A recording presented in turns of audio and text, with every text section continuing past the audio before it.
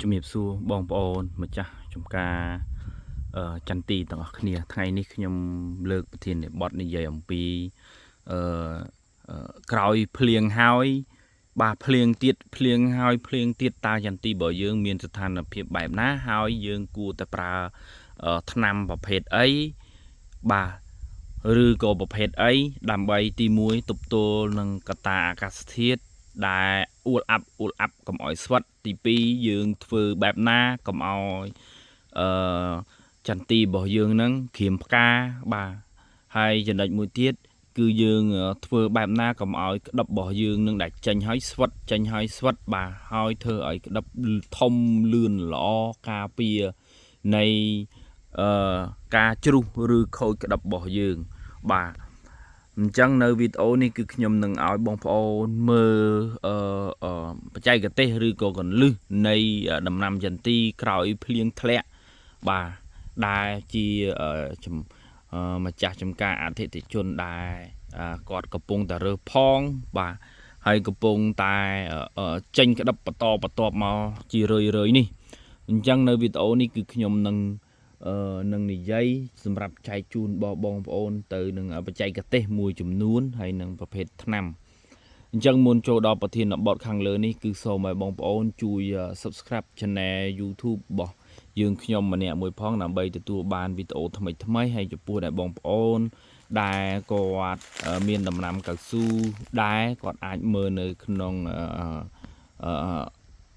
លីងនៅខាងក្រោមដើម្បីទទួលបាននៃចំណេះដឹងវីដេអូផ្សេងទៀតចំពោះបងប្អូនដែលចង់បានជីថ្នាំកសិកម្មឲ្យយើងខ្ញុំរៀបចំបងប្អូនអាចប្រឹក្សាយោបល់ឬចង់រៀបចំថ្នាំគឺយើងខ្ញុំមានរៀបចំថ្នាំជូនចំពោះលេខទូរស័ព្ទលេខ Telegram តែម្ដងនោះគឺមានលេខ097242515ចំពោះ Smart ក៏មានដែរសម្រាប់បងប្អូនប្រើ Smart គឺ069242511បាទគឺយើងខ្ញុំមានពីរប្រព័ន្ធហ្នឹងតែ97ជាលេខ Telegram បាទអញ្ចឹងយើងមុនចូលដល់កន្លឹះវិធីសាស្ត្របែបនេះសូមឲ្យបងប្អូនទាំងអស់គ្នាមកមើលមិនតិចសិនបាទនេះក្រោយភ្លៀងធ្លាក់បាទក្តឹបនេះគឺក្តឹបក្រោយភ្លៀងធ្លាក់បាទម្ដងហើយម្ដងទៀតសឹងគ្រប់ស្កៃបាទហើយក៏អត់ស្វិតដែរបាទអត់ស្វិតទេបាទចេញមកដែរប៉ុន្តែបងប្អូនវាមានកតាខ្លះមួយចំនួនបាទមួយអាខ្លះចេញ5ទៅអាខ្លះនៅ2 3ទៅអាស្កៃខ្លះទៅមានដល់7មានដល់8អីចឹងទៅបាទវាមានគ្រប់ស្កៃបងប្អូនគាត់ថាខ្លះបាទភាគច្រើន3 4បាទស្កៃ7អីហ្នឹងវាមានមួយដែរទេបងប្អូនប៉ុន្តែគ្រាន់ថាឲ្យវាចេញចុះកុំឲ្យតែវាស្វិតបាទ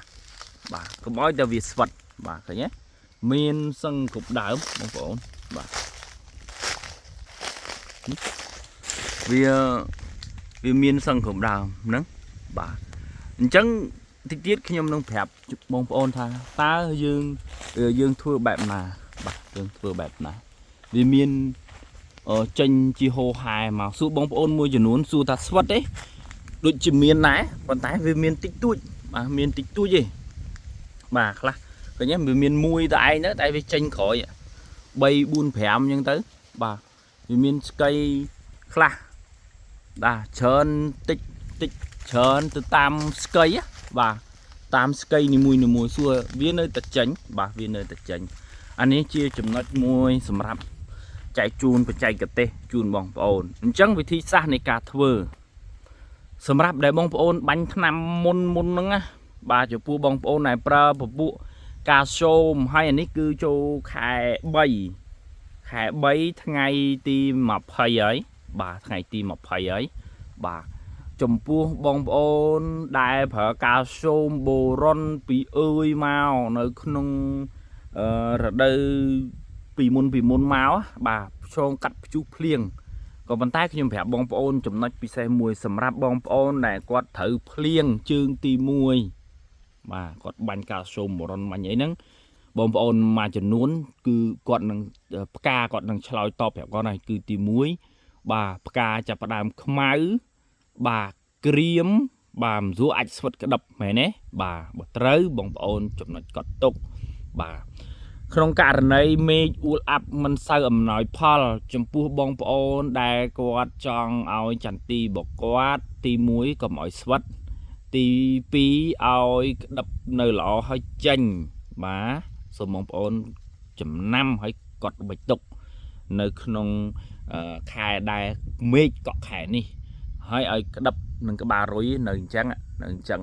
បាទបងប្អូនត្រូវធ្វើទី1បាទពពុះសត្វស្លាបមិនជាកើតត្មងណាទេគឺដង្កូវបាទបងប្អូនមានក្តឹបមួយជ្រុងទប់នឹងដង្កូវសិនដង្កូវចំពោះបងប្អូនដែលគាត់ចង់បានត្រជាក់សម្រាប់ដង្កូវថ្នាំត្រជាក់តែបងប្អូនតែងនិយាយនៅបាញ់រដូវក្តៅនេះ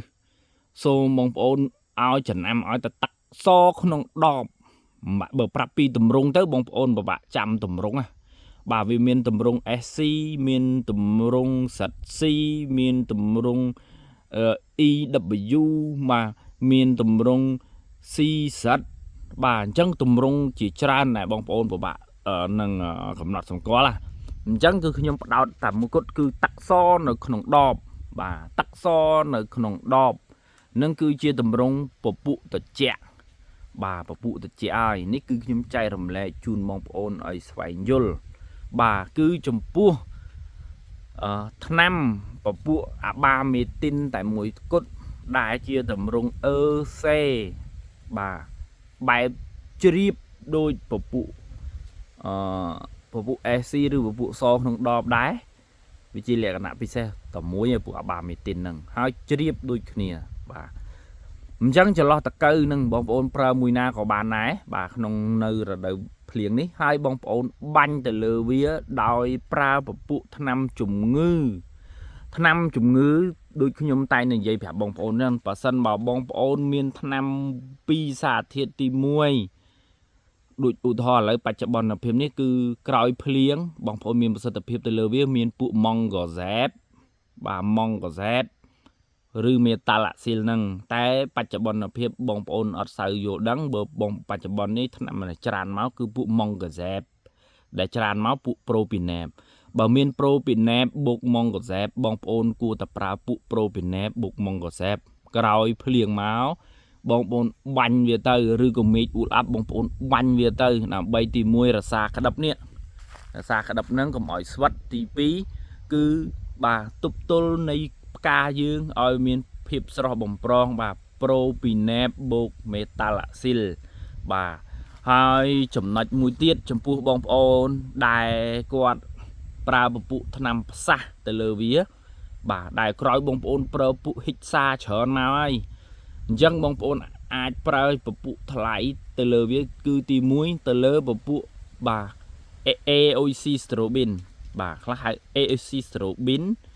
បូកជាមួយបាទ Difenoconazole ឬក៏ Propiconazole បាទក៏បានដែរបាទដើម្បីបាញ់ទៅលើវានឹងទប់បាទបងប្អូនបាញ់ម្ដងហើយក្រោយ3ថ្ងៃបងប្អូនត្រូវភ្លៀងបងប្អូនមិនបាច់ធ្វើអីវាទេបាទព្រោះវាអាចទប់ទល់បានដែរបាទនេះគឺនិច្ចការនេះអនុវត្តជាក់ស្ដែងបាទអញ្ចឹងក្រោយពីនឹងមកបងប្អូនគួរតាបាញ់ឧទាហរណ៍ឥឡូវបងប្អូនហ៎ចង់ឲ្យក្តឹបចេញលោតលឿនលៀងផ្កាបាទមួយអាទិត្យឬ10ថ្ងៃក្រោយឬក៏ក្តឹបចាប់ផ្ដើមបងប្អូនប្រើរូបមន្តចន្លោះនៅក្នុងនឹងមេឃអ៊ូអាប់ភ្លៀងខ្ញុំណែនាំឲ្យបងប្អូនប្រើរូបមន្តឬមិនទាន់ចេញក្តឹបទេបាទបងប្អូនគួរតែប្រើទី1បាទពេលពិសេសបាទពេលពិសេសសម្រាប់យើងខ្ញុំគឺមានលក់ជូនបងប្អូនបូកជាមួយបាទបូរុនពិសេសបាទដើម្បីសម្រាប់ជួយឲ្យបងប្អូនឆាប់នៃការលោតក្តឹបឬក៏ជំរុញក្តឹបឲ្យបានល្អបាទហើយមួយទៀតបាទគឺជាថ្នាំឈុតជាឈុតនឹងគឺល្អសម្រាប់បងប្អូនណាបាទម្ចាស់ចការនេះ cứ có xạ bẹ cả đá và chạy cái tê bẹ cả đá hay chạy cái tê tê cứ chốt lẹ cái nè chốt bà lẹ cái nè chốt nó chốt mình chỉ thay vào màn thế bông ôn bờ tầng sạch là tầng cái cua sòm bàn tay dương ăn vậy dương vậy pi và chạy cái tê sầm rạp chạy chun nó bông ôn bà mà bông ôn banh từ còi màu bông ôn từ banh và phụ amino sweet bà amino sweet nó cứ do amino tích oi sweet cua đam bấy oi amino rẻ xa này cầm lăng đắp chun chun là hà phụ sweet tục tô này nâng akas thiết cầm oi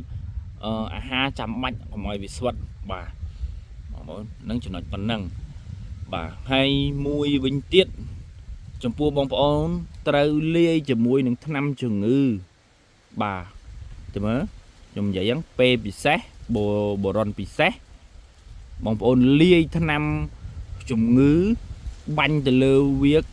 cõi phèn nó phụ AOC strobin của bán rư phụ mà sao propinep bột metalaxyl của bạn này bà bánh chặt từ lơ với chuẩn luôn nói ban mà chương tiết cõi về bông ôn từ bánh môn phèn hái cõi máu từ phèn bánh cõi phèn tiết bà nâng cứ chia chủng nâng mùi tiết hành bông ôn chuẩn lo này mấy cọ khai là hốt bông ôn từ tập ra năm chủng ngư từ lơ vía mà chủng ngư từ lơ vía nó cứ bán pim xả thiết nó không đọp tại muối rư cái chọc tại muối nào mấy ở vía tục tôn tìm muối phụ xa hàng nóng tivi hàng cài man vì ai tục tôn này cầm đau đường p đài mê rồi có khai máu vì đau rư của uổng áp tục này sọt bàn mà chẳng lo nắng chia bật to mau tiết còi bông ôn prao bờ phụ đang rùi hao á bà bông ôn chập đai sùng kết mơ đầm nam bỏ dưỡng